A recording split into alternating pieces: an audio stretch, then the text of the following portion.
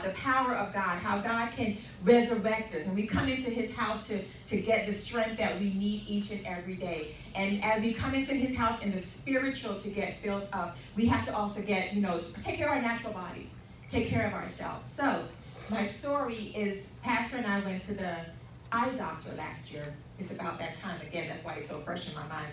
Make that appointment. We went to the eye doctor. And they did their test. You have to sit in a chair and read letters on a chart. They ask you which one can you see better, so forth. So we did that. And at the end of the examination, she asked us, do you want to have your eyes dilated? And usually when you get your eyes dilated, for a moment you can't see. It's blurred. And so it's either one or the other gets their eyes dilated because the other person needs to drive, needs to move forward, needs to take them where we need to go.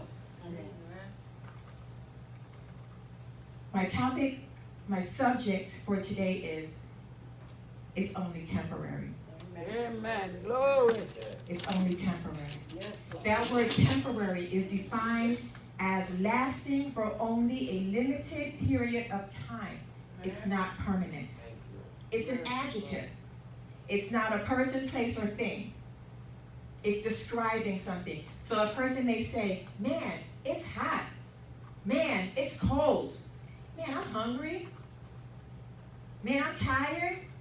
But those are all temporary things that will change once you get to, if you're hungry, you get some food, you're no longer hungry. You're cold, you get a sweater or a jacket, you're no longer cold. You're hot, you turn the AC down a little bit more, you're no longer cold.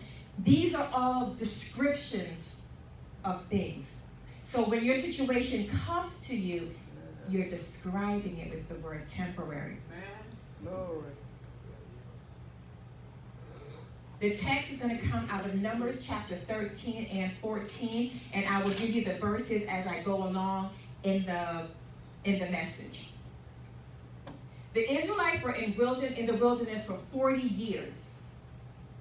Moses was instructed to tell Pharaoh, let my people go. But Pharaoh wouldn't listen, so God sent plagues and other things to upset Pharaoh. And when he finally agreed and let the children of Israel go, he changed his mind and decided to pursue them. They got to the Red Sea, and the children of Israel were like, okay, we're at the Red Sea, now what? God tells Moses, I'm going to part the Red Sea for you. So he parted the Red Sea, and Pharaoh's army, who was chasing them, we're going to follow them into the Red Sea. God closed that Red Sea on them. What's he closing on your situations, on your temporary situations? They continue on their journey, and they're heading into the promised land. And they begin to gripe and complain. They have no food, they have no water, but God still is providing for them. He's giving them manna, he's giving them quail, he's giving them water from a rock. God, my provider. They finally get to the point where it's time to cross over into the promised land. And that's where we'll pick up first and foremost. In Numbers chapter 13, verses 1 to 3, it says, and the Lord spoke to Moses, saying, send men to spy out the land of Canaan, which I am giving to the children of Israel. From each tribe of their fathers ye shall send a man, every one a leader among them. Now, we're still dealing with the Israelites because they are a relatable people. We can relate to them being in the wilderness. We can relate to them struggling. We can relate to them forgetting what God has done. We can relate to them forgetting that God has provided food for our family, that God has provided shelter for our family, that God has provided transportation to our family. We can relate to them in the need to understand that through it all, God is still there. You have to think think about when God first gave the command to Moses and to send them out of Egypt, this was a promise that was promised way back, generations before, to Abraham. So what happened? Abraham had this big faith, had this crazy faith. Now faith is, remember our definition of it, trust and reliance on God. Trust and reliance on God. In Deuteronomy 1:8, it says, behold, I have set the land before you.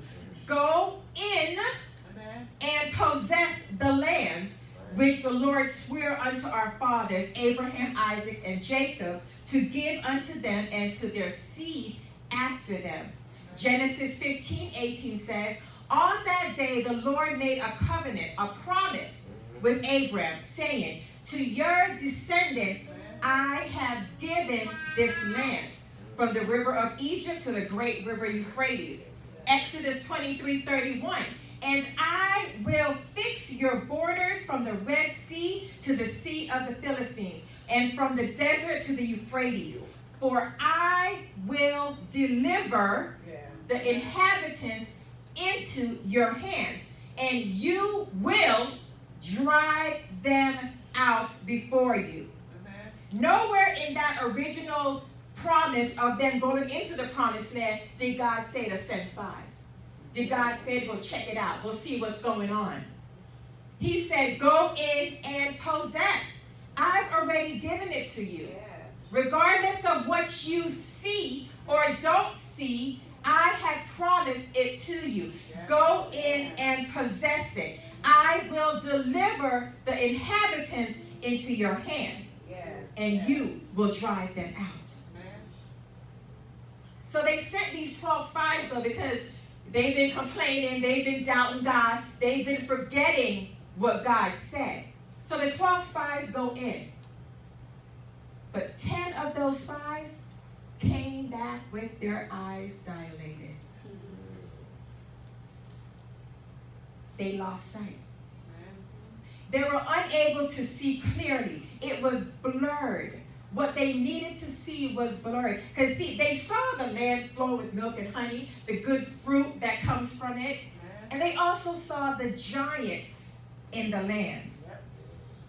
And so their focus was now out of focus. How many of you hate when you can't see something? How many of you hate when your sight line is not clear? I do too. So when I'm driving, my car is a small car. So when I'm driving, I hate being behind an SUV that's bigger than my car or a semi-truck because I can't see what's ahead of me. My sight line is blocked. So what do? I make sure, check your mirrors, make sure you're good, and you maneuver into the next lane to go around that semi-truck or to go around that SUV that's causing you not to be able to see.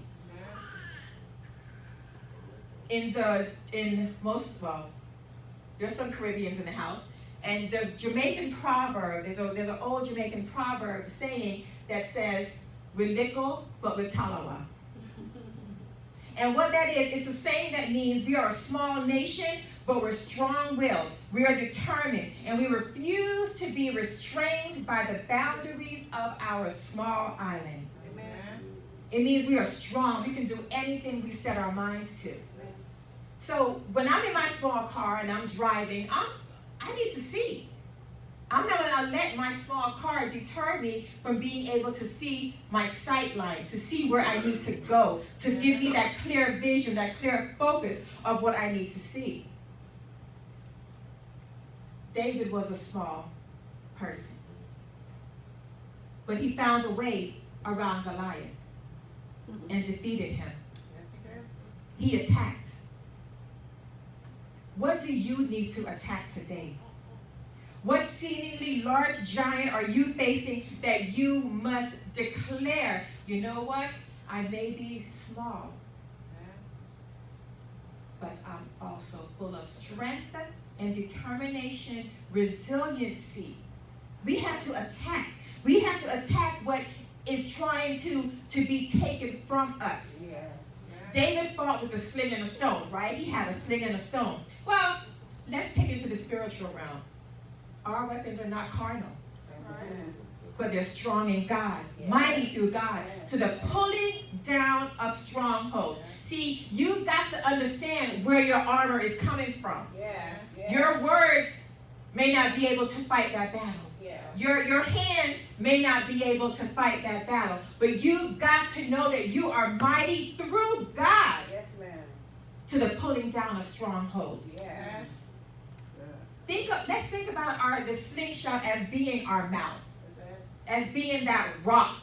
Jesus being the rock. He is the rock of your salvation, correct? He's the rock of your salvation. So we've got to open up our mouth and speak to our Goliath, right? So have some activity for you guys, okay? Think about that giant in your life. Think about that giant in your life. People up north, when they go into the woods to chop wood, they're axing away at it. They're axing away at it. They're axing away at one side. Then they're axing away and axing away at the other side. And just before that tree falls over, they yell, "Timber!" It's coming down. It's coming down. You can think about Jericho. They marched around Jericho. They marched around Jericho. And then when they shouted, when they gave a shout, it came down. We've got to be ready to fight, ready for timber. So on the count of 3, you have in your mind what that giant is. We're going to yell out, "Timber!" And feel that deep down in your spirit. You've got to feel this thing for yourself. You've got to feel it for yourself. 1, 2, 3. Timber! And let it fall. And let it fall. We've got to be ready to attack, whether it's finances. You've got to say, Timber! whether it's the devil messing with your children, you've got to say, Timber! whether it's your marriage, your relationship, the devil's trying to destroy, you've got to say, Timber! whether it's your job, what you got to say, Timber! messing with your mind, you've got thoughts of depression and suicide, you've got to say, Timber! We've got to cast those things down. We've got to understand that we are not in a losing battle. God says, in the end, we win. We win. You've got to understand that and feel that for yourself. You've got to understand that you are mighty through God for the tearing down of strongholds. Those strongholds are temporary. So let me give you a few things about the temporary. Number 1, don't fear the temporary. And what is fear? False evidence appearing real. The 10 spies that came back with their eyes dilated, they had negative reports. They said in chapter 13, verse 27 and 29 to 29, "We went to the land where you sent us. It truly flows with milk and honey, and this is its fruit. Nevertheless, the people who dwell in the land are strong, and the cities are fortified and very large.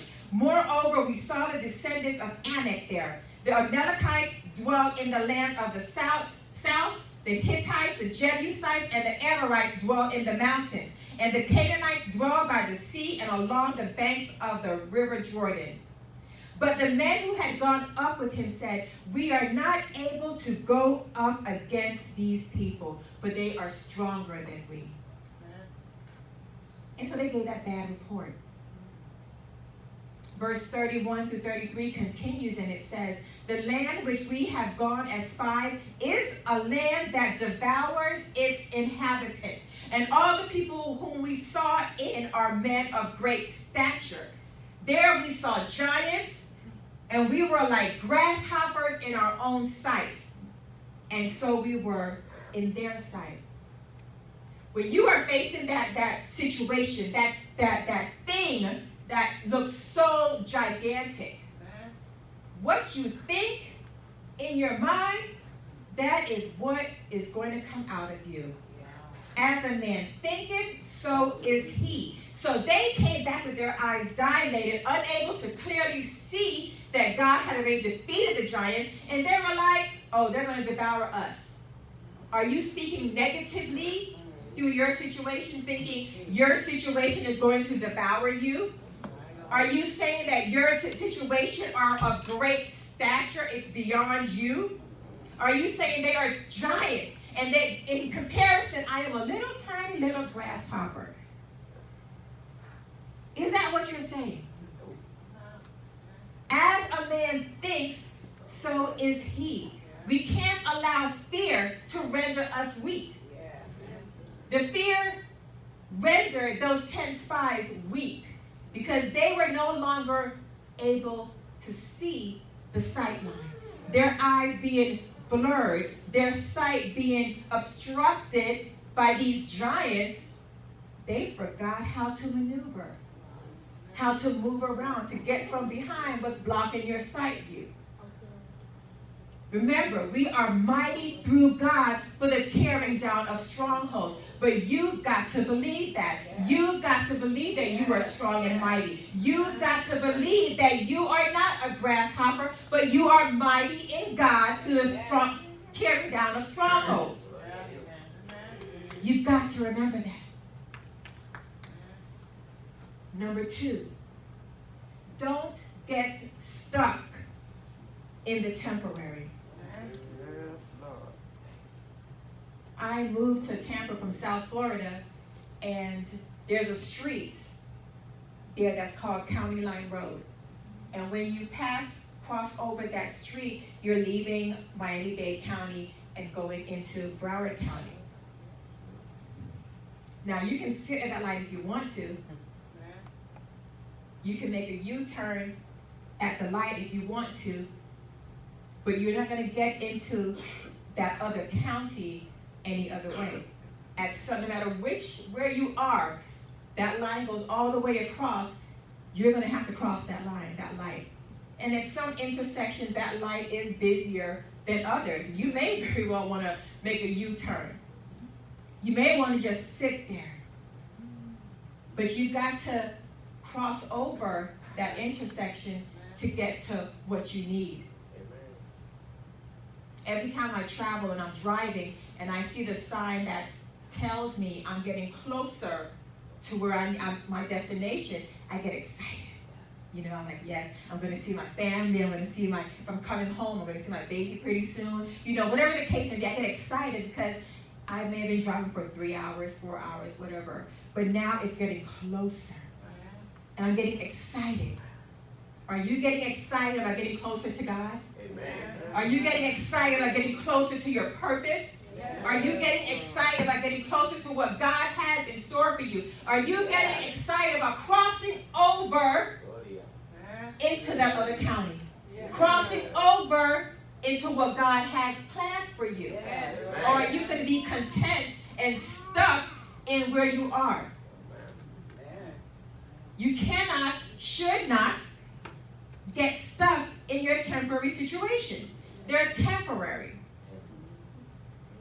And not only did the children of Israel get stuck for a moment, in Numbers chapter 14, verse 1 through 4, it says, so all the congregation lifted up their voices and cried, and the people wept that night. And all the children of Israel complained against Moses and Aaron, and the whole congregation said to them, if only we had died in the land of Egypt.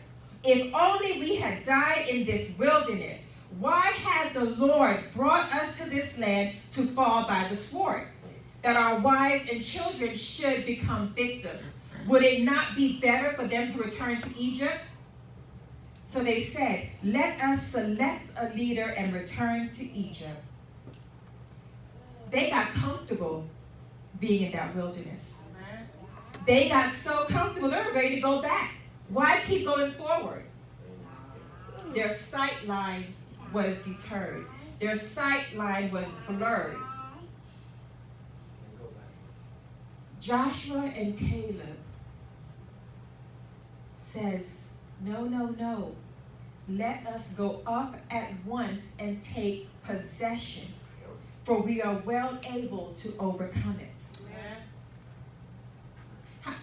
Those of you had young children, and when you go to the amusement park or to the fair or something, they're just pulling you along, they're just dragging you along, right? It was almost as if Caleb and Joshua were trying to drag the children of Israel across that line, across that, come on, we can do it, come on, we can do it, we can overcome them, we can overtake them. I think Joshua and Caleb had been reading their word.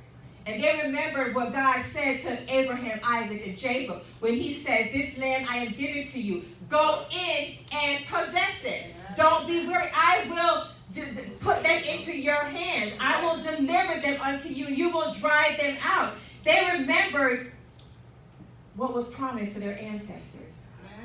They remembered what God says, no, you can do this. You are mighty through God for the tearing down of strongholds. Yes. We can't become stuck. Many times we are stuck in passivity. Yes. Where we just become, okay, I'm here. I'm just going to sit and let the world just run all around me. Whatever happens, happens. I'm just going to be lucky-go-lucky, whatever that terminology is. We cannot afford to become passive. We cannot afford to become stuck. You're missing out on what's across that line. You're missing out on what God has in store for you. You're missing out on the people God has to not only bless you, but who you're able to pour into and bless. You cannot get stuck in where you are. You can't let your situation define you. You've got to define your situation. You've got to take hold of your situation and plead the blood of Jesus and say, God, I am more than able to overcome this. Yes. I am more than a conqueror in Christ Jesus. Amen. Yes. Number 3, don't lose yourself in the temporary. In life, we forget who we are. We forget who we are. When you were born, your parents gave you a name. And in most cases, you have your father's last name. And that's an identifying mark. They trace the genealogy through that line. So you can identify with who you are. You know, they have Ancestry.com or other ancestry thing where you can trace your lineage. And they do it primarily by your DNA or by your last name. That identifying factor about you. Do you know your daddy's name? Yes. Do you have your daddy's DNA running through your bones, through your body? Yes. Jesus Christ died for us, his children, so that we can be identified with him, so that we can have salvation and life eternal. Amen. He didn't have to, he chose to. Yes. So that we can identify with him in every situation. Yes. The Israelites have been brought through so much. They had been brought through so much. God had done so many miracles for them, performed so many things in their lives. But they forgot who they were. They lost their identity. When a person is in a situation for so long and they lose that sight line, their vision is blurred,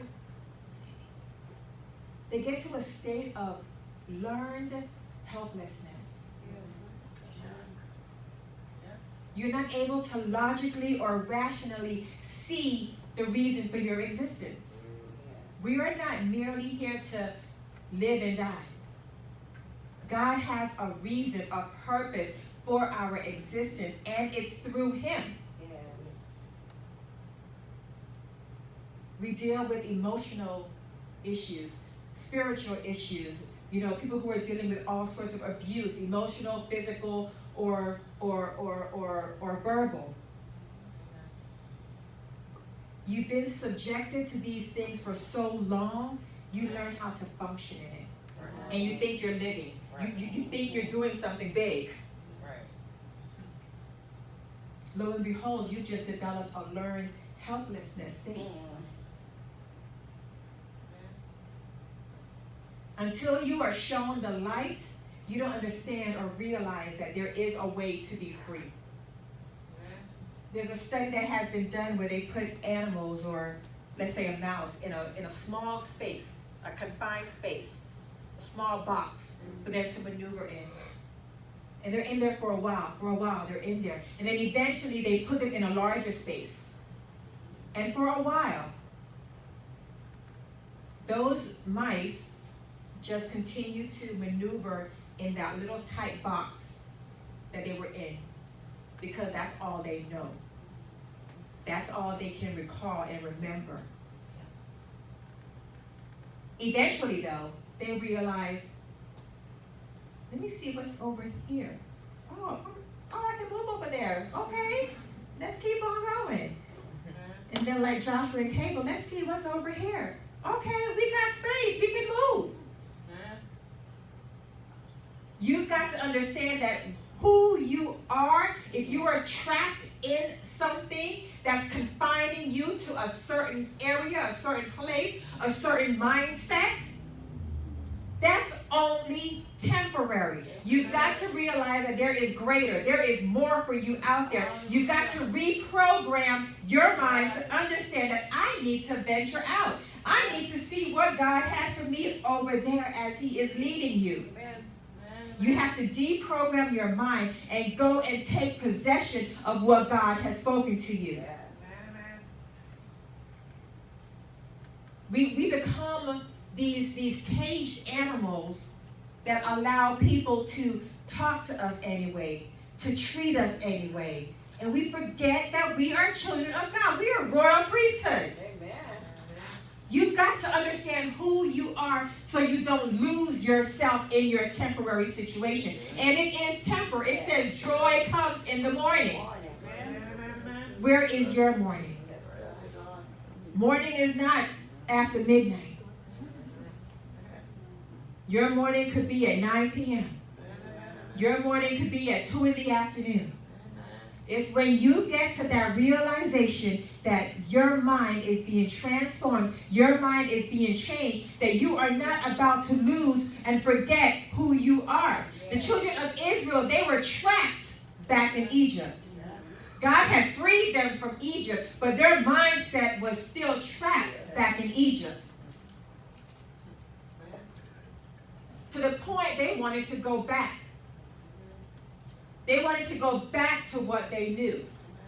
You've got to free yourself from your past sometimes. Amen. You've got to let your past go.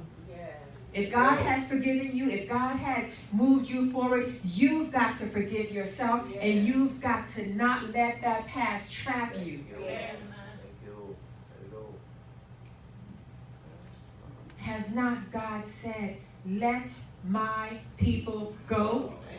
God said, let my people go. So you've got to talk to your situation. You've got to talk to yourself, and you've got to say, I am letting you go. You do not have hold on me. You do not have chains on me. I am letting you go. I am free in Jesus. Who Christ set free is free indeed. Are you walking in freedom? Are you understanding the freedom you have in Christ? We are His people. He said, let my people go. We are His people and the sheep of His pasture. Don't get it confused. Don't get it twisted as to who you are. God brought you through this thing for a reason and a purpose. We can't forget that. We can't forget who we are. Situations may knock you, like I said, the devil tries to sucker punch us sometimes. And it may cause you to have a memory lapse for a moment. Right. It's temporary. You get riled up in your spirit. Yeah. You have to get back to that point where you're like, take that deep breath in and let it out. And remember that you are a child of God. Remember that God is fighting your battles. Remember that God is not going to bring anything to you that you cannot overcome. Remember that you are more than overcomers in Christ Jesus. Remember that you are mighty through Christ for the tearing down of strongholds. So when the devil brought your way to try to defeat you, try to take you out, no, Lord. The devil is a liar. The devil is a liar. Don't lose yourself in the temporary. Don't lose yourself as you're going through a situation, because God is taking you through a situation to bring you out of the situation. And when he brings you out of the situation, he wants you to glorify him, to honor him, to magnify him for who he is. But you've got to know who you are in Christ Jesus. Romans 6:6. For we know that our old self was crucified with him, so that the body ruled by sin might be done away with, that we should no longer be slaves to sin. We are no longer slaves to what was trying to trap us. Genesis 1:27. So God created mankind in his own image. That's who you are. You are created in his own image. In the image of God, he created them, male and female. 1 Peter 2:9. But you are a chosen people, a royal priesthood, a holy nation, God's special possession, that you may declare the praises of him who called you out of darkness into his wonderful light. Do you know who you are? Colossians 3:1-3. If then you were raised with Christ, seek those things which are above, where Christ is, sitting at the right hand of God. Set your mind on things above, not on things on the earth. Not on those temporary things. Not on something that's going to take you away from you identifying with Christ. Not from something that's going to make you think less than who you really are. Romans 3:37. Yet in all these things we are more than conquerors through him who loved us. You are more than conquerors through him that loved us.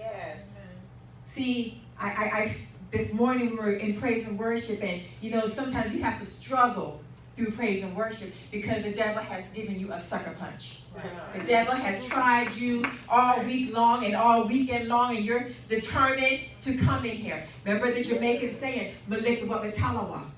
I am determined, I am resilient, I am persistent, that I am going to do whatever it is I need to do to get into the presence of God, to get into his house, to worship him, to honor him, because we are more than conquerors through Christ Jesus who loved us. We've got to, this has to be something that's deep down inside of you, or else you are not going to survive. You are not going to survive when that devil tries to attack you. When he tries to turn your world upside down. When he attacks people you love. You're not going to be able to survive if it's not deep down on the inside of you. You've got to know who you are and not lose yourself in the temporary. See, when the Israelites were going through the wilderness, that journey should have taken them 11 or so days. It took them 40 years. What battle are you still fighting today that's just consumed your entire life? That battle should have been done with 10 days ago. But you still fighting that same battle. You still going through that same storm. Have you spoken to your storm? Have you told that storm to do what? Move. Timber. Thank you. Tell it to get out. It's not your defining characteristic. You've got to be able to know who you are in Christ so you don't lose yourself. When you've lost yourself, people take all kind of advantage over you. You're going through life with your sight being blurred. You can't see clearly. there's a song or a commercial, I can see clearly now, the rain is gone or something of that nature. Are you able to see clearly now? Do you want to see clearly? Sometimes you become so comfortable with who you become that you're like, no, I'm good. I'll keep my situation. I'll keep my what's troubling me, what's facing me. But it's making you weaker and weaker by the minute. Because that is not who Christ created you to be. We are more than conquerors through Christ, through Him who loved us.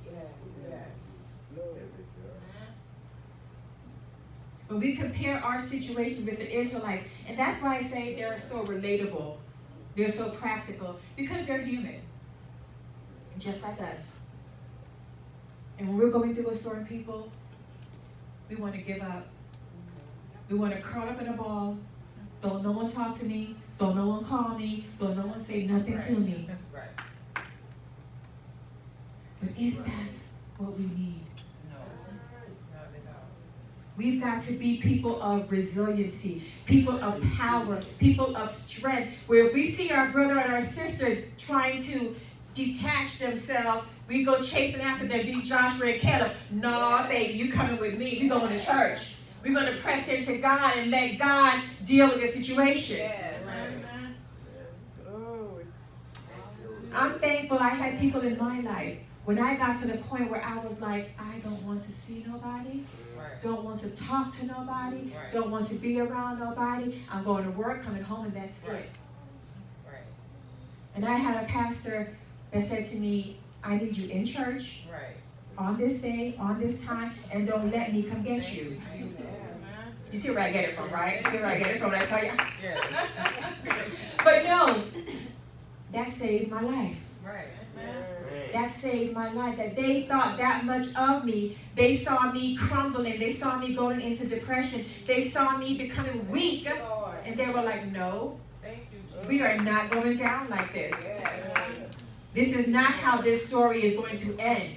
There's going to be victory at the end of this. There's going to be triumph at the end of this. There's going to be praise at the end of this. We cannot lose ourselves in the temporary.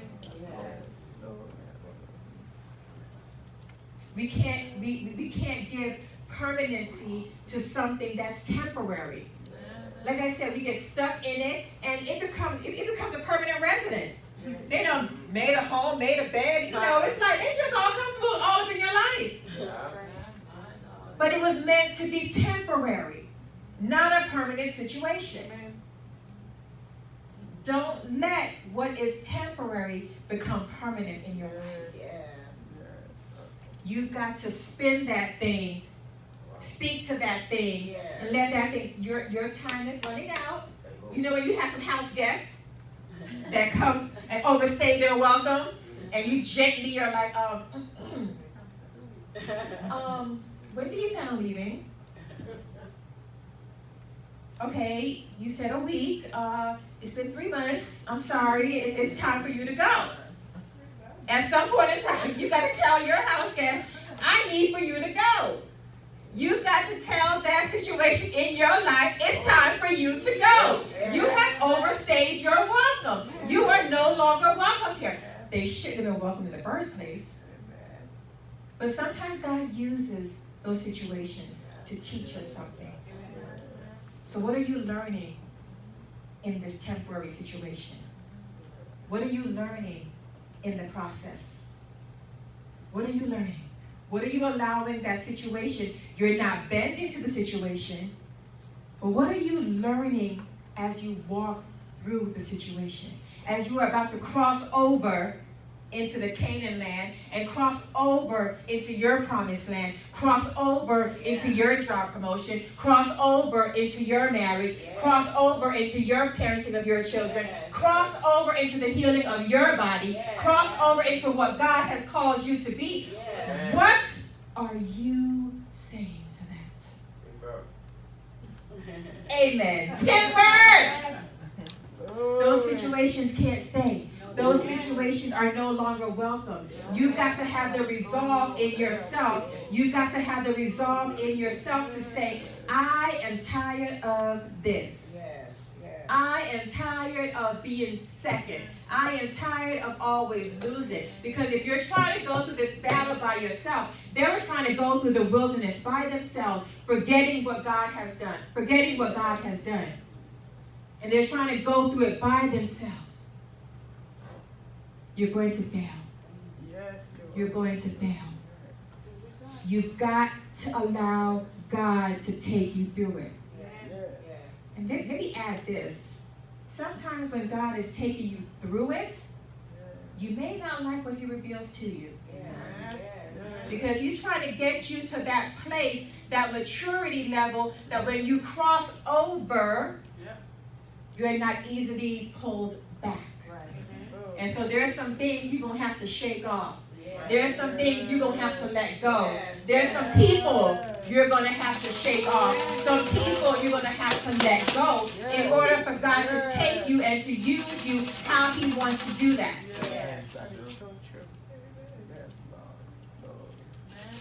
Don't get comfortable and get stuck. Don't love your situation so much that you'll rather stay in that situation than move forward. Than to allow your sight line to be cleared, your vision to be cleared. So in closing, are you fearing giants in your situation? Have you become stuck in your temporary situation? Have you lost yourself?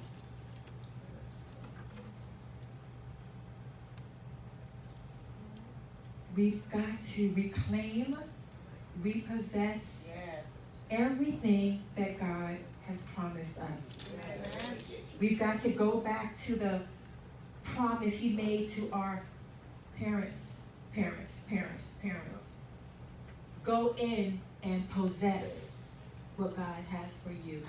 Go in and charge in. Charge in. Don't even walk in looking all cute and handsome and debonair, just strolling in. No, there are some battles, some crossing over, you're going to have to be charging in like a raging bull. And let the devil know, I'm here, deal with it.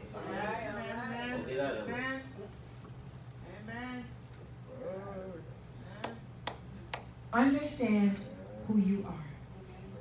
Don't fear the temporary. Don't fear it. God has not given us the spirit of fear, but of a sound mind. Don't allow the devil to play tricks on your mind, allowing that situation to become more than it is. It's temporary. It's temporary. Don't get stuck in your temporary. Allow yourself to be victorious. Allow yourself to take that risk, that faith step and say, God, I don't know where I'm going. I don't know where you're leading, but you know what? I'm stepping out, God. I'm tired of what is behind me. I'm tired of what I'm in. I'm tired of being mediocre. I'm tired of it. I'm stepping out into what you're going to lead me and guide me to do. And we may not know, we may not understand. That's okay. Because we're not doing it by ourselves. If God is leading you, there's no way you can fail. There's no way that you cannot be victorious. In the end, we win. We may not be there to see that. And Abraham didn't see the promised land. And many of those in the wilderness, because of their disobedience, didn't see the promised land either. So we may not see our end. But our descendants, we're setting the stage for them now. We're setting things in place for them now so that they can be victorious, so that they can be triumphant, so that they can know how to withstand whatever the enemy throws at them.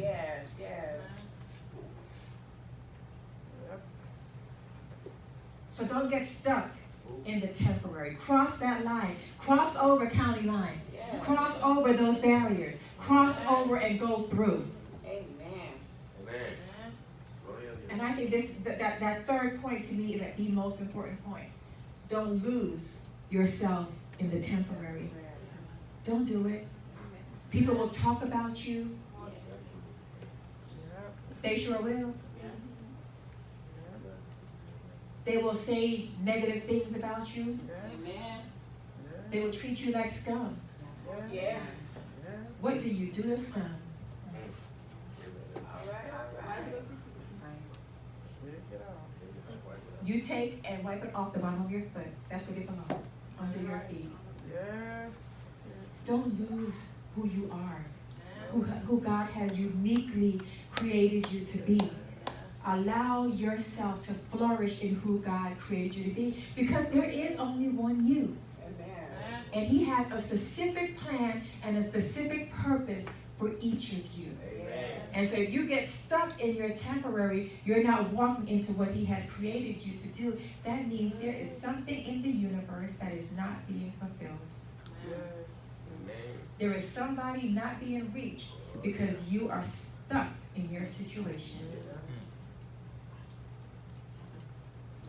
Don't lose who God created you to be. Know who He created you to be. Know who you are in Him. Trust who He has created you to be. Yes.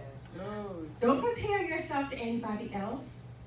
Don't look at others and wish this or wish that. No. You are who God created you for a reason and a purpose. Amen. Again, don't fear the temporary. Don't get stuck in the temporary. And don't lose yourself in the temporary. Amen. Amen. Come on and stand with me, please. Glory, hallelujah.